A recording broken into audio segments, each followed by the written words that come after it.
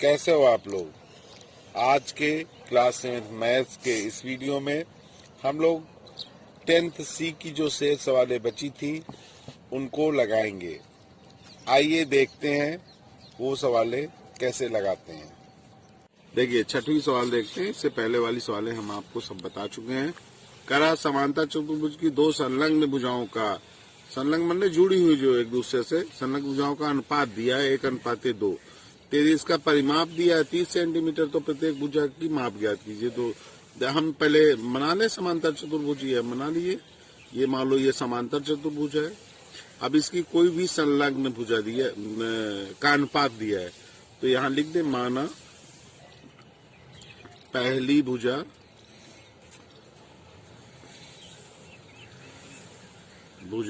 अगर इसको नाम दे दें A B C D, ये समांतर चतुर्भुज है तो हमने लिख दिया AB। AD लिखते हैं। AD इस भुजा को हमने मान लिया X, ये मान लीजिए हमने मान लिया X, ये AD भुजा X मान लिया, तथा AB संलग्न भुजा होगी। भाई AD की संलग्न भुजा AB है, तथा AB बराबर हमने मान लिया AB बराबर, देखो अनुपात क्या है 1:2। तो एक अगर X माना है तो दूसरा 2X हो जाएगा। ये लिख दिया हमने। सेंटीमीटर लिख दो क्योंकि परिमाप सेंटीमीटर में दिया है, यहाँ भी सेंटीमीटर लिख दें, यहाँ भी सेंटीमीटर लिख दें। अब क्या करेंगे, अब आप निकाल लीजिए परिमाप बराबर क्या होता है। हमने क्या बताया था परिमाप कि चारों भुजाओं का योग, इसका इसका इसका इसका, अर्थात अगर लिखना चाहो तो ये लिख दो AB plus BC plus CD plus AD, ये भुजा लिख दिया हमने।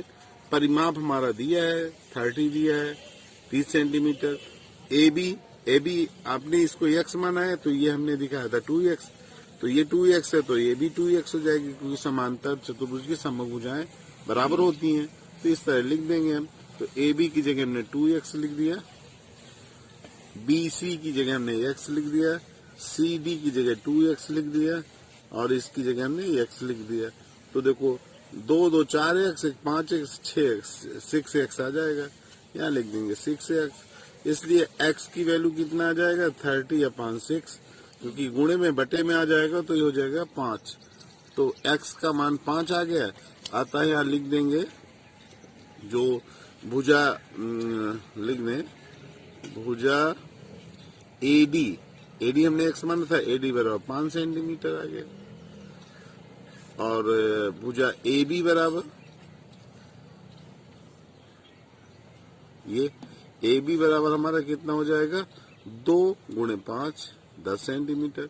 तो भुजाएं संलग्न भुजाएं 5 सेंटीमीटर 10 सेंटीमीटर की हैं।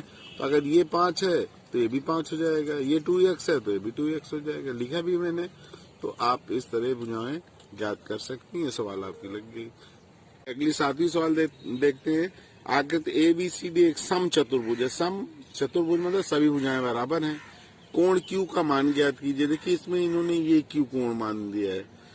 ADC भी ज्ञात कीजिए। कह रहा है कोण ADC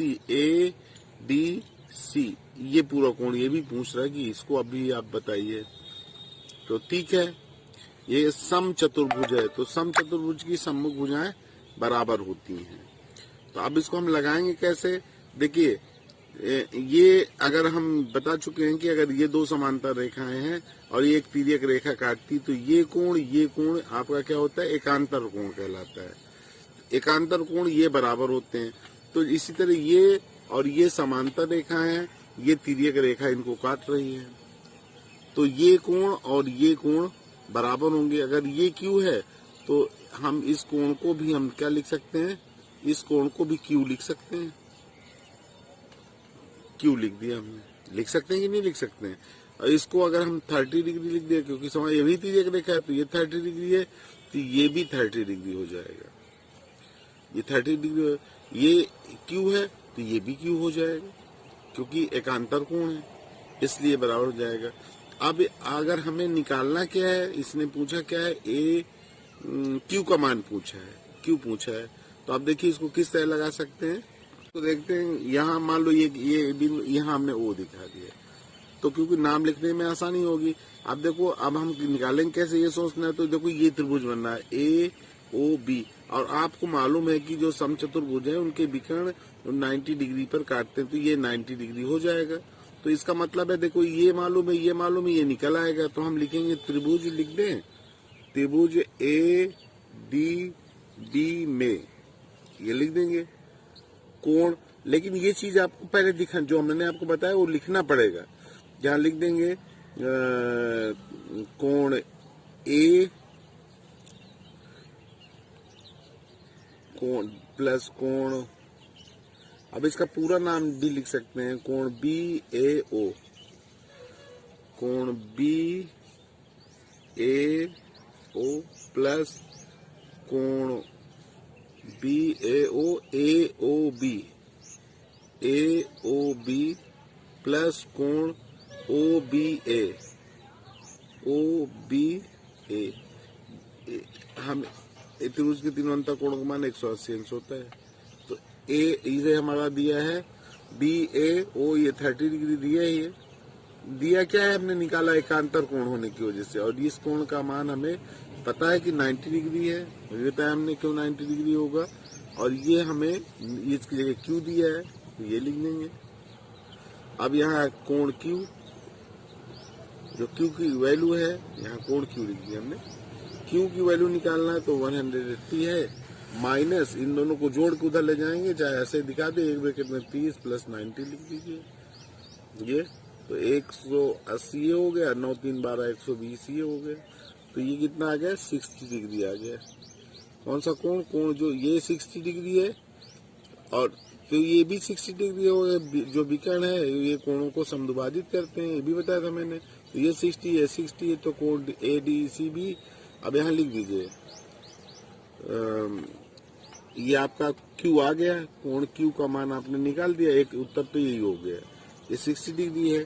यहाँ लिखिए आता कोण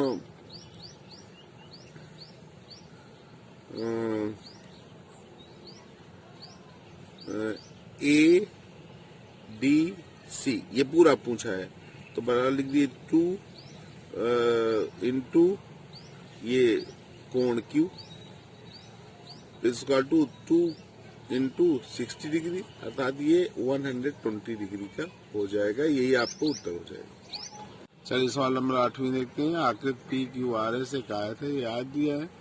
कोण ए और बी के मान ज्ञात कीजिए। रेखांश पी आर और क्यू एस की माप कर सत्यापित कीजिए, दोनों बराबर है। तो कोई भी एक आम आयत बना लेंगे, उनके विकर्ण खींच लेंगे, उनको माप के हम सत्यापित कर सकते हैं कि आयत के विकर्ण परस्पर बराबर होते हैं और एक दूसरे को समद्विभाजित भी करते हैं। यानी कि आप देखिए, इसमें जो है इन्होंने जो मान पूछा है, देखिए यहाँ इन्होंने दिखा दिया 50 डिग्री दिखा दिया है, यहाँ पर इन्होंने इसको दिखाया 50 डिग्री। तो अब इसको हम लगाएंगे कैसे, तो सबसे पहले हम लगाएंगे पी ओ एस, यहाँ लिखेंगे त्रिभुज पी ओ एस में, ये लिख देंगे। अब इसमें क्या है, त्रिभुज के तीनों अंतर कोणों का मान 180 अंश होता है, तो ये 50 मालूम है, ये ए दिया है। तो अब हमें मालूम है कि देखिए ये जो पी ओ है और ओ एस है ये बराबर होगा, क्योंकि ये विकर्ण है, विकर्ण भी समान होते हैं, समद्विभाजित करते हैं, यानी कि ये दोनों बराबर होंगे। तो यहाँ लिख देंगे पी ओ बराबर होगा ओ एस के, ओ एस, इसमें पी ओ बराबर ओ एस, क्योंकि अगर लिखना चाहे तो लिख सकते हैं विकर्ण एक दूसरे को समद्विभाजित करते हैं। विकर्ण बराबर तो होते हैं, समद्विभाजित करेंगे तो बराबर समान होंगे। विकर्ण एक दूसरे को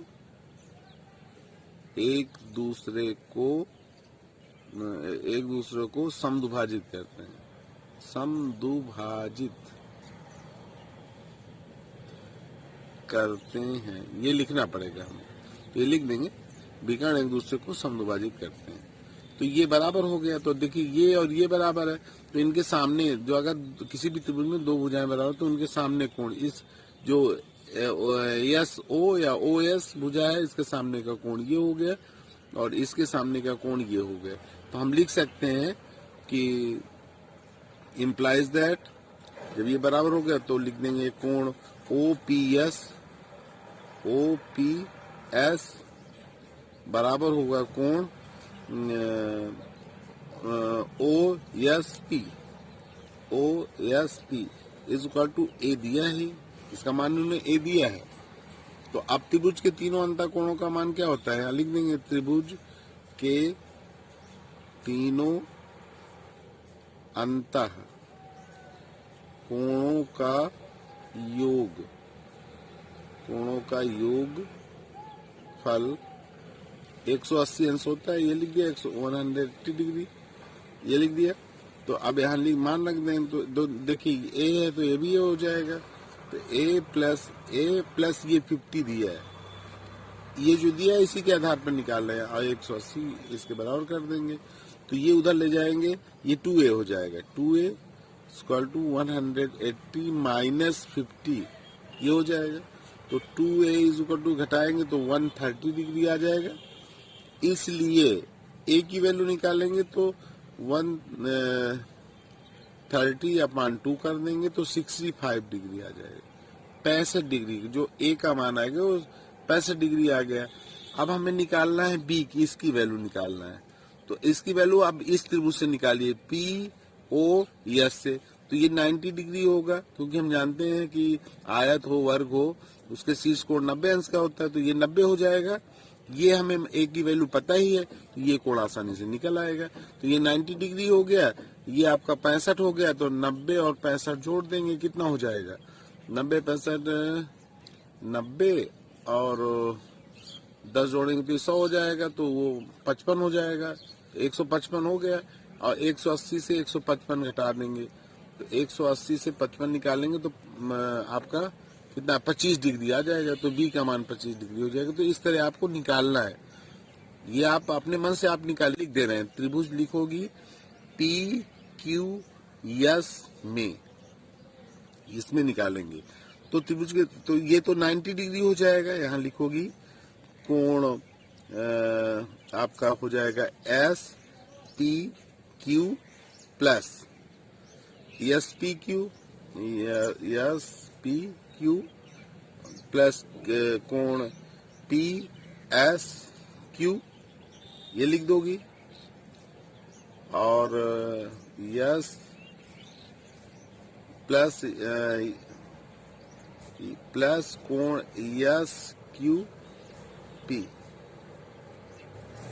ये बराबर 180 अंश। फिर से देख लो, ये कोण हमने देखी लिखा कोण SPQ, तो ये तो 90 डिग्री हो जाएगा।